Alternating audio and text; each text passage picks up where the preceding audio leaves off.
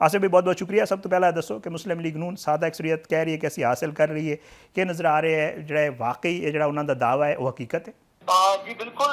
ਤੁਹਾਨੂੰ ਯਾਦ ਹੋਏਗਾ ਕਿ ਅਸੀਂ ਪਿਛਲੇ ਪ੍ਰੋਗਰਾਮ ਤੁਹਾਡਾ ਹੀ ਪ੍ਰੋਗਰਾਮ ਸੀ, ਉਸੇ ਵਿੱਚ ਅਸੀਂ ਜ਼ਿਕਰ ਕੀਤਾ ਸੀ ਕਿ ਨੌਨ ਲੀਗ ਨੂੰ ਜਿਹੜੀ ਬਰਤਰੀ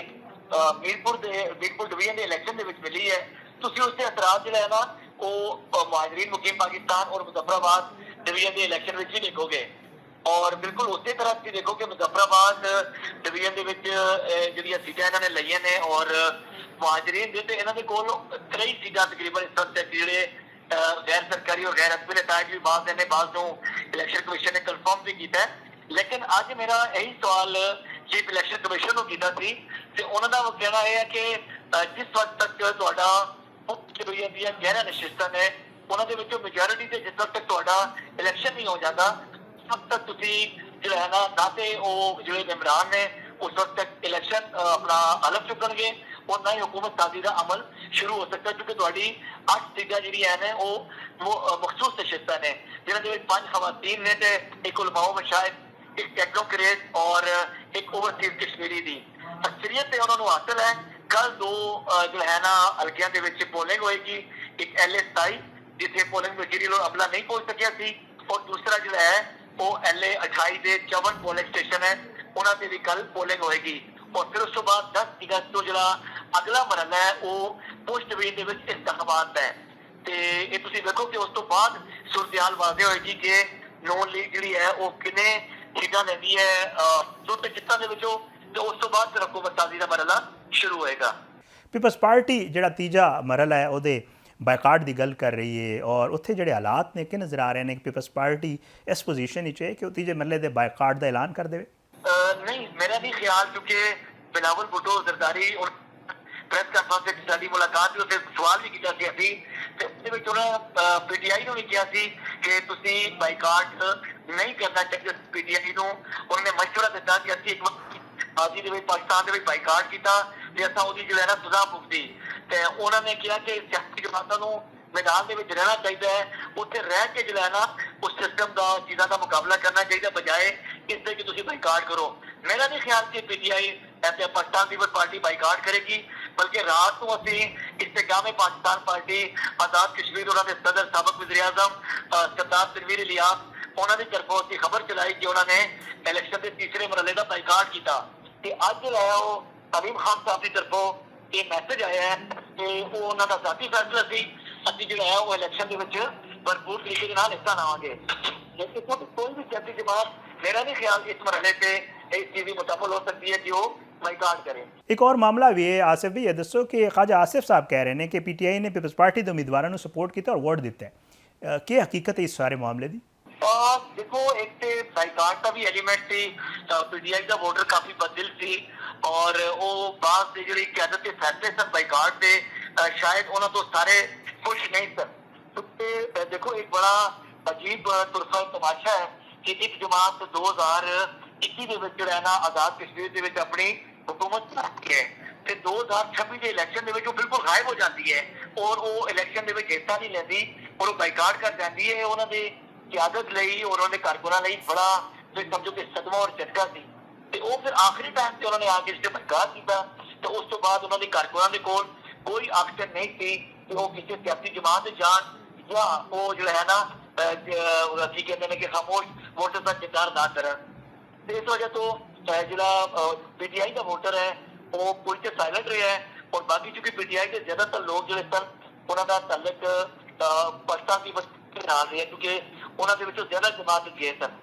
इस वजह तो जो है ना वो PTI का जो वोटर है उन्हें जो है वो पीपल्स पार्टी को भी सपोर्ट किया, कोई नॉन लीग के नाम भी गए हैं तो कोई साइलेंट ऑब्जर्वर के तौर पर सारे तमाशे को वेख रहे, लेकिन PTI का वोटर भी कर गया है। ये कोई जो है ना शको शक की गल नहीं है। अलबत्ता नून लीग भी अच्छा खेली है और पीपल्स पार्टी ने भी भरपूर मुकाबला किया है। अच्छा, कशीदगी बड़ी नज़र आई आसिफ भाई उत्थे पीपल्स पार्टी और नून लीग के दरमियान कशीदगी वक्ती सी इलैक्शन वास्ते सी या ये मामला इस इलैक्शन तो बाद भी नज़र आएगा और क्या यदा नज़र आ रहा है कि जो असर है वो विफाक नहीं पवेगा? जी बिल्कुल, देखो इस वक्त जो पीपल्स पार्टी है उन्हें बड़ा आड़े हथों लिया है नून लीग की क्यादत को और लोग ही कह रहे थे कि शायद कि आज़ाद कश्मीर के इलैक्शन के अंदर एक लोगों की हमदर्दी हासिल करने वास्ते ਤੇ ਦੋਵੇਂ ਜਮਾਤਾਂ ਇੱਕ ਦੂਸਰੇ ਦੇ ਨਾਲ ਲਫ਼ਜ਼ੀ ਗੋਲਾਬਾਰੀ ਕਰ ਰਹੀਆਂ ਨੇ। ਲੇਕਿਨ ਵਕਫਾ ਨੇ ਹਾਲ ਇਹ ਵੀ ਕਹਿੰਦੇ ਨੇ ਕਿ ਹੋ ਸਕਦਾ ਕਿ ਬਾਅਦ ਬਾਅਦ ਲੜਾਈ ਜਿਹੜੀ ਹੈ ਨਾ ਉਹ ਹੱਸੀ ਮਜ਼ਾਕ ਦੇ ਵਿੱਚ ਸ਼ੁਰੂ ਹੋਣ ਵਾਲੀ ਲੜਾਈ ਤਜੀਦਾ ਰੁਖ ਵੀ ਇਖਤਿਆਰ ਕਰ ਸਕਦੀ ਹੈ। ਮੇਰੇ ਖਿਆਲ ਅਹਿਲੇ ਦਾਨਿਸ਼ ਵਾਸਤੇ ਜੁਮਲਾ ਕਾਫੀ ਹੋਏਗਾ। ਅੱਛਾ, ਇੱਕ ਮਾਮਲਾ ਲਤੀਫ ਅਕਬਰ ਦੇ ਹਲਕੇ ਵਾਲਾ ਵੀ ਸੀ ਔਰ ਰਾਣਾ ਸਨਾਉਲਾ ਸਾਹਿਬ ਕਹਿ ਰਹੇ ਸਨ ਕਿ ਕੋਈ ਕਤਲਾਨਾ ਹਮਲਾ ਨਹੀਂ ਹੋਇਆ ਉੱਥੇ, ਤੇ ਡੰਡੇ ਸੋਟੇ ਚੱਲੇ ਨੇ ਔਰ ਉਹਨੂੰ ਕਤਲਾਨਾ ਹਮਲਾ ਕਿਹਾ ਗਿਆ ਔਰ ਮੈਡੀਕਲ ਵੀ ਉਹਨਾਂ ਨਹੀਂ ਕਰਾਇਆ। ਤੁਸੀਂ ਕੀ ਦੱਸਦੇ ਹੋ ਜਿਹੜਾ ਲਤੀਫ ਅਕਬਰ ਵਾਲੇ ਹਲਕੇ ਵਾਲਾ ਮਾਮਲਾ ਸੀ? ਸਰ ਇਹ ਜਿਹੜਾ ਹਲਕਾ ਹੈ ਖਾਬੜਾ, ਇਹਨੂੰ ਔਰ ਲਸ਼ਾਰ ਤੋਂ ਦੋਵਾਂ ਨੂੰ ਜਿਹੜਾ ਉਹ ਸੈਂਸਿਟਿਵ, ਇਹ ਦੋ ਹਲਕੇ ਇੱਕ ਤੇ ਉਹਨਾਂ ਨੇ ਕਿਤੇ ਹਲਕੇ ਦੇ ਵਿੱਚ ਪੋਲਿੰਗ ਸਟੇਸ਼ਨ ਨੂੰ ਹਸਾਸ ਕਰਾ ਦਿੱਤਾ ਜਾਂਦਾ ਹੈ। ਇਹ ਦੋ ਐਸੇ ਹਲਕੇ ਸਨ ਜਿਹੜਾ ਚੌਧਰੀ ਲਤੀਫ ਅਕਬਰ ਸਾਹਿਬ ਵਾਲਾ ਜਿਹੜੇ ਇਸ ਤੋਂ ਜਿਹੜਾ ਨਾ ਕਾਇਮ ਮਕਾਮ ਸਦਰ ਵੀ ਹੈ ਔਰ ਸਪੀਕਰ ਵੀ ਉਹਦੇ ਤੇ ਵੀ ਫਾਇਜ਼ ਨੇ, ਇਹਨਾਂ ਦਾ ਹਲਕਾ ਔਰ ਲਸ਼ਰਾਟ ਵਾਲਾ ਹਲਕਾ ਜਦੋਂ ਕੱਲ ਇਲੈਕਸ਼ਨ ਆਉਣਗੇ ਯਾਨੀ ਕਿ ਕਮਨ ਪੋਲਿੰਗ ਸਟੇਸ਼ਨ ਤੇ ਪੂਰੇ ਹਲਕਿਆਂ ਨੂੰ ਹਸਾਸ ਕਰਾ ਦਿੱਤਾ ਗਿਆ ਸੀ। ਔਰ ਇਸ ਹਲਕੇ ਦੇ ਵਿੱਚ ਇਸ ਤੋਂ ਪਹਿਲੇ ਵੀ ਜਿਹੜਾ ਹੈ ਨਾ ਇਸ ਤਰ੍ਹਾਂ ਦੀ ਲੜਾਈ ਝਗੜਾ ਇਹ ਮਾਮੂਲ ਰਿਹਾ ਹੈ, ਯਾਨੀ ਕਿ ਮਾਜ਼ੀ ਦੇ ਵਿੱਚ ਵੀ ਇਸੇ ਤਰ੍ਹਾਂ ਹੁੰਦਾ ਰਿਹਾ ਹੈ। ਤੇ ਉਹ ਕਹਿਣ ਦਾ ਮਕਸਦ ਇਹ ਹੈ ਕਿ ਇਸ ਵਾਰੀ ਜਿਹੜਾ ਉੱਥੇ ਮਾਹੌਲ ਸੀ ਉਹ ਪਹਿਲੇ ਤੋਂ ਇਸ ਚੀਜ਼ ਦਾ ਸੀ ਕਿ ਕਿਸੇ ਵੀ ਵਕਤ ਇੱਥੇ ਕੋਈ ਲੜਾਈ ਹੋ ਸਕਦੀ ਹੈ। ਸਾਡੇ ਜਿਹੜੇ ਜ਼ਰਾਏ ਨੇ ਉਹ ਹੀ ਕਹਿੰਦੇ ਨੇ ਕਿ ਕੱਲ ਜਿਸ ਜਗ੍ਹਾ ਖਾਨ ਜਿਸ ਜਗ੍ਹਾ ਤੇ ਵਾਕਿਆ ਪੇਸ਼ ਆਇਆ ਹੈ ਮੁਬੈਨਾ ਤੌਰ ਤੇ, ਉੱਥੇ ਚੌਧਰੀ ਲਤੀਫ ਅਕਬਰ ਜਿਹੜੇ ਕਾਇਮ ਮਕਾਮ ਸਦਰ ਵੀ ਸਨ, ਉਹ ਉੱਥੇ ਵਿਜ਼ਿਟ ਵਾਸਤੇ ਗਏ ਤੇ ਉਸ ਜਗ੍ਹਾ ਤੇ ਜਿਹੜੇ ਅੱਗੇ ਲੋਕ ਮੌਜੂਦ ਸਨ ਉਹਨਾਂ ਤੇ ਹਮਲਾ ਕੀਤਾ ਹੈ। ਪੀਪਲਜ਼ ਪਾਰਟੀ ਦਾ ਮੌਕਫ ਹੈ ਔਰ ਕਿਉਂਕਿ ਚੌਧਰੀ ਲਤੀਫ ਅਕਬਰ ਇੱਕ ਸੀਨੀਅਰ ਪਾਰਲੀਮੈਂਟੇਰੀਅਨ ਕਾਨੂੰਨ ਸਾਜ਼ ਅਸੈਂਬਲੀ ਦੇ ਅੰਦਰ, ਆਲਦੋ ਕਿ ਉਹ ਇਲੈਕਸ਼ਨ ਹਾਰ ਗਏ, ਲੇਕਿਨ ਉਹ ਔਰ ख्वाजा फारूक अहमद ਜਿਹੜੇ ਇਸ ਅਸੈਂਬਲੀ ਦੇ ਅੰਦਰ ਮੌਜੂਦ ਸਨ, ਇਹ ਸੀਨੀਅਰ ਤਰੀਨ ਲੋਕ ਨੇ ਜਿਹੜੇ 1975 ਤੋਂ ਆਨਵਰਡ ਜਿਹੜਾ ਹੈ ਕਿਸੇ ਨਾ ਕਿਸੇ ਅੰਦਾਜ਼ ਵਿੱਚ ਅਸੈਂਬਲੀ ਦੇ ਅੰਦਰ ਮੌਜੂਦ ਰਹੇ ਨੇ। ਔਰ ਇਹ ਜਿਹੜੀ ਸਿਆਸਤ ਹੈ ਅਸਾਂ ਦੀ ਆਜ਼ਾਦ ਕਸ਼ਮੀਰ ਦੇ ਅੰਦਰ ਬੜੀ ਰਵਾਦਾਰੀ ਦੀ, ਅਮਨ ਦੀ ਸਿਆਸਤ ਔਰ ਇੱਜ਼ਤ ਔਰ ਇਤਰਾਮ ਦੀ ਸਿਆਸਤ ਦਾ ਜਿਹੜਾ ਇੱਕ ਪਹਿਲੂ ਹੈ, ਉਹਦੇ ਵਿੱਚ ਤਸ਼ੱਦਦ ਔਰ ਇਸ ਤਰ੍ਹਾਂ ਦੀ ਚੀਜ਼ਾਂ ਇਹਨਾਂ ਨੂੰ ਕਿਸੇ ਸਟੋਰ ਵੀ ਜਿਹੜਾ ਹੈ ਨਾ ਉਹਦੀ ਹੌਸਲਾ ਅਫਜ਼ਾਈ ਨਹੀਂ ਕੀਤੀ ਜਾ ਸਕਦੀ। ਪੀਪਲਜ਼ ਪਾਰਟੀ ਕਹਿ ਰਹੀ ਹੈ ਕਿ ਕਤਲਾਨਾ ਹਮਲਾ ਹੋਇਆ ਹੈ ਔਰ ਬਲਕਿ ਇੱਕ MNA ਦੇ ਜ਼ਖਮੀ ਹੋਣ ਦੀ ਇਤਲਾਹ ਵੀ ਸੀ, ਇੱਕ ਕਾਰਕੁਨ ਦੇ ਜਾਬਾਕ ਹੋਣੇ ਦੀ ਗੱਲ ਵੀ ਕੀਤੀ ਹੈ, ਲੇਕਿਨ ਨੂਨ ਲੀਗੀ ਜਿਹੜੀ ਕਿਆਦਤ ਹੈ ਉਹ ਇਨਕਾਰ ਕਰ ਰਹੀ ਹੈ। ਔਰ ਪ੍ਰਾਈਮ ਮਿਨਿਸਟਰ ਨੇ ਨੋਟਿਸ ਲਿਆ ਸੀ ਸੈਕਟਰ ਮੁਮਤਾਜ਼ ਰਾਠੌਰ ਨੇ, ਤੇ ਫੌਰੀ ਤੌਰ ਤੇ ਜਿਹੜਾ ਉਹ ਤੋਂ ਉਮੀਦਵਾਰ ਜਿੱਤੇ ਨੇ ਨੂਨ ਲੀਗ ਦੇ ਰਾਜਾ ਸਾਕੋ ਮਜੀਦ ਔਰ 7 ਲੋਕਾਂ ਦੇ ਖਿਲਾਫ FIR ਵੀ ਦਰਜ ਹੋ ਗਈ ਹੈ। ਆਸਿਫ ਵੀ ਤੀਜੇ ਮਰਲੇ ਨੂੰ ਕਿਸ ਤਰ੍ਹਾਂ ਵੇਖ ਰਹੇ ਹੋ? ਕਿਹੜੀ ਪਾਰਟੀ ਦੀ ਤੁਹਾਨੂੰ ਲੱਗ ਰਿਹਾ ਕਿ ਉੱਥੇ ਪੋਜੀਸ਼ਨ ਕੋਈ ਬਿਹਤਰ ਨਜ਼ਰ ਆ ਰਹੀ? ਪਾਰਟੀ ਦੇ ਤੀਜਾ ਮਰਲਾ ਤੀਜਾ ਜਿਹੜਾ ਹੈ ਨਾ ਰਾਵਲਾਕੋਟ ਜਿਹੜਾ ਪੁੰਛ ਡਿਵੀਜ਼ਨ ਦੇ ਅੰਦਰ ਜਿਹੜੇ ਸੂਰਤ ਹਾਲ ਹੈ ਉੱਥੇ ਇਲੈਕਸ਼ਨ ਕਰਾਉਣਾ ਮੈਂ ਸਮਝਦਾ ਕਿ ਇੱਕ ਵੱਡਾ ਚੈਲੰਜ ਹੈ। ਜਿਵੇਂ ਅੱਜ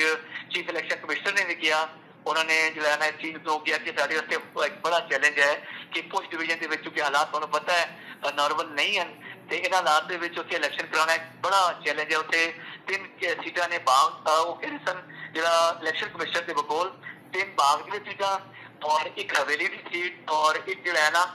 ਪੁੰਛ ਯਾਨੀ ਕਿ ਰਾਵਲਾਕੋਟ ਦੀ ਸੀਟ ਸਦੌਤੀ ਵੀ ਸ਼ਾਇਦ ਕੋਈ ਇੱਕ ਹੋ ਸਕਦੀ ਹੈ। ਉੱਥੇ ਇਲੈਕਸ਼ਨ ਕਰਾਉਣ ਦਾ ਇਹਨਾਂ ਦਾ ਪਲਾਨ ਹੈ ਔਰ ਸ਼ਾਇਦ ਰਾਵਲਾਕੋਟ ਜਿਹੜਾ ਡਿਸਟ੍ਰਿਕਟ ਹੈ ਔਰ ਇਹ ਉਹਦੀਆਂ ਜਿਹੜੀਆਂ 3-4 ਸੀਟਾਂ ਨੇ ਉਹਨਾਂ ਤੇ ਸ਼ਾਇਦ ਇਲੈਕਸ਼ਨ ਨਾ ਹੋਣ। ਲੇਕਿਨ ਮੈਂ ਸਮਝਦਾ ਕਿ ਅਗਰ ਕੋਸ਼ਿਸ਼ ਕੀਤੀ ਜਾਏ ਹਾਲਾਤ ਬਿਹਤਰ ਵੀ ਹੋ ਸਕਦੇ ਨੇ ਤੇ ਇਨਸ਼ਾਅੱਲਾ ਸਾਨੂੰ ਬਿਹਤਰ ਦੀ ਉਮੀਦ ਰੱਖਣੀ ਚਾਹੀਦੀ ਹੈ ਕਿ ਇਸ ਤੋਂ ਪਹਿਲੇ ਵੀ ਸਾਡੇ ਜਿਹੜੇ ਹੈ ਨਾ ਉਹ ਐਵਾਨ ਮੁਕੰਮਲ ਰਿਹਾ ਹੈ। 45 ਦਾ ਐਵਾਨ ਹੈ ਤੇ ਜਿਹੜੀ ਮਖਸੂਸ ਨਸ਼ਤਾ ਪਾ ਕੇ 53 ਕੁੱਲ ਜਿਹੜਾ ਹੈ ਨਾ ਸਾਡਾ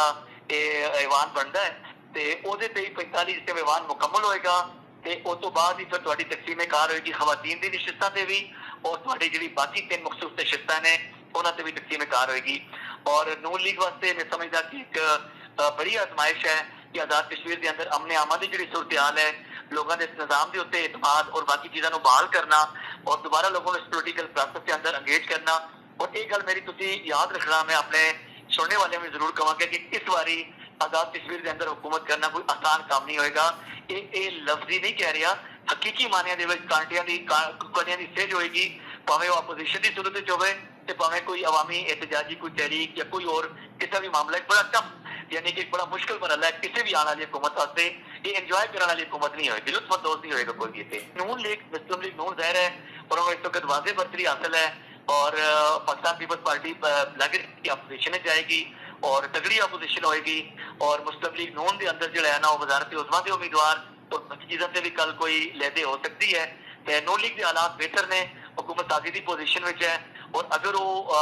पुश के विचों 2-3-4 मजीद सीटां ले लेंदी है तो उन्होंने जी है ना समझो कि क्योंकि 53 के ईवान में 26-27 वोट तो सादा अक्सरियत चाहिए है अपना वज़ीर आज़म बनाने सदर बनाने और स्पीकर और डिप्टी स्पीकर बनाने। मैं समझना कि कर सकते हैं शायद किसी तरफ दोस्ती का हाथ भी बढ़ान ਲੇਕਿਨ ਮੈਨੂੰ ਲੱਗਦਾ ਕਿ ਪੀਪਲਜ਼ ਪਾਰਟੀ ਆਪੋਜੀਸ਼ਨ ਵਿੱਚ ਹੀ ਬੈਠੇਗੀ।